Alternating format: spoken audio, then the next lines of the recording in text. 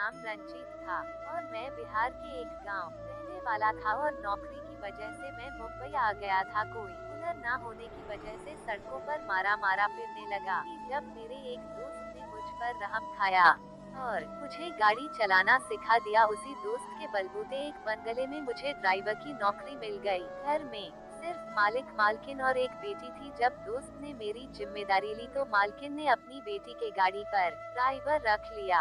मालकिन की बेटी एक बड़े कॉलेज में पढ़ती थी और मैं रोज सुबह कॉलेज छोड़ता और कॉलेज से शाम शाम बंगले में छोड़ता। अक्सर शाम में अपने दोस्तों की तरफ निकल जाती। माही उसे लाने ले जाने का काम करता। एक गांव वाला होने की वजह से इज्जत मामले में कुछ ज्यादा ही फिक्रमंद था। मैंने कभी नजर उठाकर मालकिन की बेटी की सराफ नहीं देखा था। मालकिन की बेटी का नाम जया था और वह ये हसीन लड़की थी। लेकिन मैं हमेशा नजर झुका कर बात करता जिन्होंने मुझे काम देखकर आसान कर दिए थे। मैं मालिक और मालकिन से बहुत ज्यादा तवज्जो रखा था क्योंकि वह दोनों ही नेक थे। जया मुझसे सारे रास्ते बात करती और मुझसे बहुत सारी बातें करती, लेकिन मैं सिर्फ सर हिलाने अलावा और कोई जवाब नहीं देता। वह बात की हसीन थी और हर क्लास में फर्स्ट आती थी। मालकिन उसकी हर बात पूरी करते थे। जया ने नई गाड़ी की फरमाइश की तो मालकिन ने फौरन नई गाड़ी दिला दी। जया मुझसे बोलने लगी, देखो मैं तुम्हारे लिए नई गाड़ी ले ली है। की बात सुनकर मैं मुस्कुरा दिया। वो अक्सर मुझसे छोटी थी और मेरे साथ भी होने के लिए सोचती, लेकिन मैं अपने हद से बाहर कभी नहीं जाता। वह जब भी मार्केट जाती तो मेरे लिए जरूर कुछ ना कुछ खरीद के जरूर लाती। उसे मालूम था कि मेरी बहन शादी हो चुकी है तो मेरी बहन के लिए भी कुछ ना कुछ खरीद कर देती। वह शादी के लिए गांव भिजवा दो, मैं उसकी आदत कुछ ना कुछ खरीद कर देती। लेकिन मुझे क्या पता था जय एक दिन मेरे किरदार को तार तार कर देगी। जया की बहुत ही कम उम्र में शादी हो गई थी और अपने मौसी के घर जाने वाली थी। जया अक्सर गाड़ी में अपने दोस्तों से बातें कर रही होगी जिसमें उसके मंगेतर का भी नाम आता है, लेकिन उसके बातें सुनने की कोशिश न करता और अपना ध्यान इधर उधर लगाकर रखता। और जब मालिक और मालकिन को अमेरिका जाना पड़ा क्योंकि मालकिन के बड़े भाई अमेरिका में रहते थे और उसकी हालत बहुत नाजुक थी। जया का एग्जाम बहुत नजदीक था। अपनी इकलौती बेटी को अकेले छोड़कर चले गए मालिक। जाते जाते मेरे कंधों पर जिम्मेदारी सौंप गई कि मैं जया को कॉलेज लेने की पूरी जिम्मेदारी से करूं और उसका पूरा ख्याल रखूं। क्योंकि मालिक के पास काम करते हुए मुझे 2 साल हो चुके थे, इसलिए वो लोग मुझ पर ज्यादा भरोसा करने लगे। मालकिन को ये बात पता थी कि मैं उनकी बेटी तरफ कभी गलत नजर से नहीं देखा और मालिक और मालकिन 2 महीने के लिए अमेरिका चले गए। मैं उसके पीछे पूरा जिम्मेदारी से अपना काम करने लगा। कुछ दिन के बाद मेरी छोटी बहन की शादी थी और इसलिए मुझे पैसे की बहुत ज्यादा जरूरत थी। मैं जया को कॉलेज छोड़कर करीब एक मैकेनिक की दुकान पर चला गया और वहां बैठकर काम सीखता ताकि खाली टाइम पर एक काम भी कर सकूं। मालकिन के पास से 8 बजे मेरी छुट्टी हो जाती थी और इसके बारे में मैकेनिक की दुकान पर बैठकर काम सीख सकूं ताकि जल्द से जल्द मेरे पास इतने पैसे हो जाएं कि मैं अपनी बहन की शादी के लिए पैसे गांव में जा सकूं। मुझे काम से जल्दी छुट्टी मिल जाती क्योंकि जया ज्यादातर घर पर ही रहती थी। देखते ही देखते 1 महीना गुजर गया और मालिक के बड़े भाई अपनी जिंदगी से हार गए थे। उस रात जया का फोन आया कि मेरी तबीयत ठीक नहीं है, उसके पास आ जाओ कि डॉक्टर के पास जाना पड़ेगा। जया क्या बात सुनकर मैं हैरान हो गया। इस टाइम बंगले में मेरा जाना सही नहीं है, लेकिन बीमारी के हालत में जया को अकेले नहीं छोड़ सकता, जबकि अपने ताया जी की मौत के गम पर थी। पूरी रात मैं उसके साथ रहा और उसका ख्याल रखा। क्यों बहुत तेज बुखार था और सारी रात वो उस पर नहीं थी। माँ उसके बाजू में बैठ गया था और उसकी हालत सुबह तक ठीक नहीं हुई तो वह बहुत ज्यादा खोई खोई सी रहने लग गई। मुझे लगा कि शायद माँ पापा की जुदाई में परेशान है।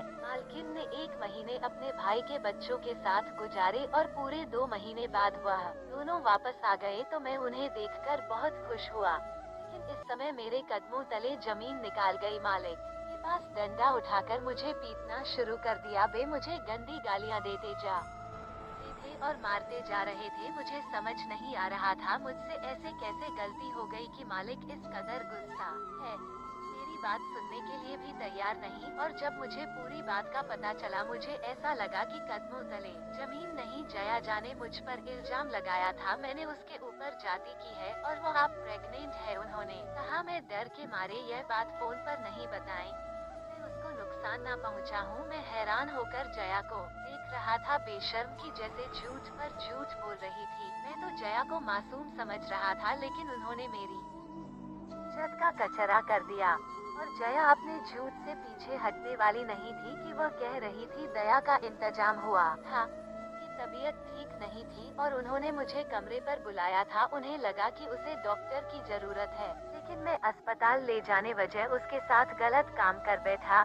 मालिक ने पुलिस बुलाया, मुझे जेल भेजने का फैसला कर लिया, लेकिन जाने उन्हें रोक दिया। अपने पिता से कहा ऐसा करने पर मेरी इज्जत खराब हो जाएगी। मेरे मालिक मुझे नौकरी से निकाल चुके थे और मैं बहुत ही ज्यादा परेशान था। मेरे पास करने के लिए कोई काम नहीं था और मुझे इतनी जल्दी नौकरी नहीं मिल रही थी, जबकि मेरी बहन की शादी सर पर आ गई थी। मैं मालिक के दिए हुए कोठा पर रह रहा था। अब मेरे पास रहने के लिए कोई घर नहीं थी, इसीलिए मैं मजबूर होकर दोबारा मालिक के पास गया और उन्हें अपने बेगुनाही साबित करने का समय मांगा। मालिक ने कहा, मैंने कहा ना मुझसे, आप तुझे जया से शादी करनी पड़ेगी और जब बच्चा पैदा हो जाएगा तो तू घर छोड़कर यहाँ से चले जाएगा। हम बच्चे गिराने की बहुत कोशिश की है, लेकिन सब डॉक्टर ने सही कहा कि इसमें जया की ममता हो सकती है। मैं अपनी इकलौती बेटी को खत्म नहीं कर सकता। जया का मंगेतर भी उसे छोड़ चुका है और इससे पहले ही जमाने में हमारी बदनामी हो।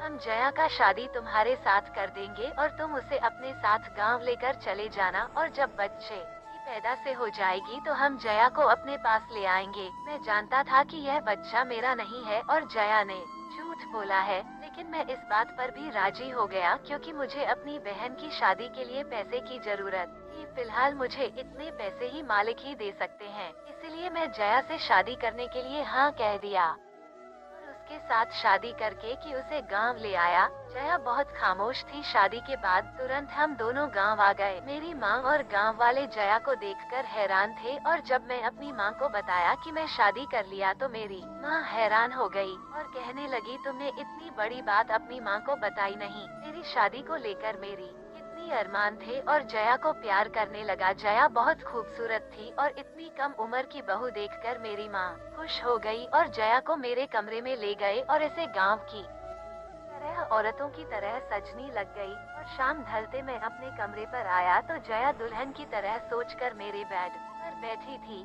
मैं उसे देखकर हैरान रह गया। पहली नजर में मैं अपनी बीवी पर दिल हार बैठे, लेकिन मैं कैसे भूल सकता था कि मेरी बीवी ने मुझे किस तरह जलील किया था। मैं उसके करीब आकर बेड पर बैठ गया तो वह डर के मारे कांपने लगी। जय अच्छे से जानती थी कि उसने मुझसे किस तरह शादी की है। मैं इससे पहले कुछ कहता उससे पहले वह रोने लग गई और मेरे कदमों पर बैठ गए। उसके आंसू मेरे दिल पर गिर रहे थे क्योंकि मैं बहुत ही अच्छा समझ रहा था। जया रोते हुए बोली, मैं जो इल्जाम आप पर लगाया है उसके लिए शर्मिंदा हूँ और उसे अपनी गलती का पूरी तरह से अफसोस है, लेकिन उसने मुझे बदनाम करने के लिए नहीं कहा था और उसे मैं साफ शब्दों पर कह दिया कि तुम कितनी भी मजबूरी में क्यों ना किया हो, लेकिन तुम्हारे इस बात में मेरी इज्जत बहुत नीलाम हो गई। तुम अपने गुनाह को मेरे पर थोकर आप साफ साफ बली हो गई और मैं बिगुनाह होते हुए भी अपने मालिक के नजरों में गिर गया। मैं चाह कर भी तुम्हें कभी माफ नहीं कर पाऊंगा, लेकिन मैं इतना बेकार की शादी की हुई किसी औरत का अपमान करो,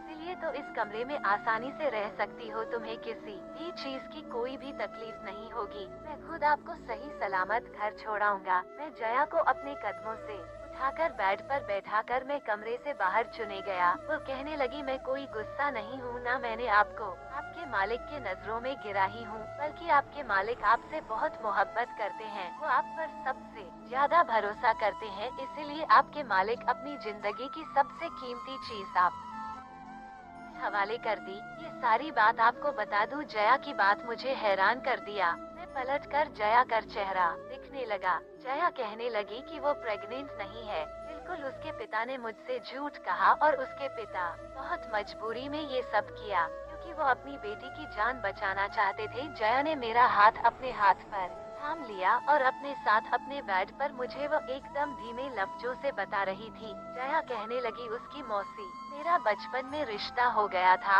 और जया के पिता ने अपनी साली की अच्छी आदत देखकर जया का रिश्ता अपनी बीवी के प्रति विजय के साथ कर दिया। गुजरते दिनों के बाद जय के पिता को अफसोस हुआ। जया का मांगेला माँ बाप का इकलौता लड़का था, इसीलिए वो बिगड़ चुका था। न ही उसके पास पैसे की कमी थी।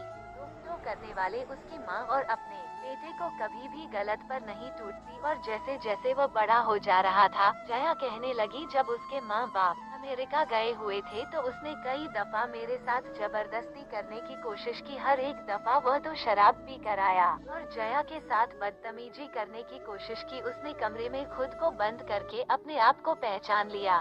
मेरी मैंने बहन की शादी के साथ साथ मेरी भी शादी पूरे रस्मों के साथ कर दी। मैं अपनी बीवी को गांव के सारे रस्मों निवास शादी कर ली। मेरे मालिक ने अपने किले के गलती के लिए मुझसे माफी मांग ली। एक बात मुझे अच्छी तरीके से समझ आ गया था कि अपने बच्चे की किस्मत के फैसले बचपन में नहीं करना चाहिए, क्योंकि बड़ा होकर वो कैसा बन जाए। दोस्तों अगर आपको यह वीडियो पसंद आई होगी तो लाइक कमेंट सब्सक्राइब जरूर करें। ऐसी ही वीडियो लाते रहेंगे। धन्यवाद।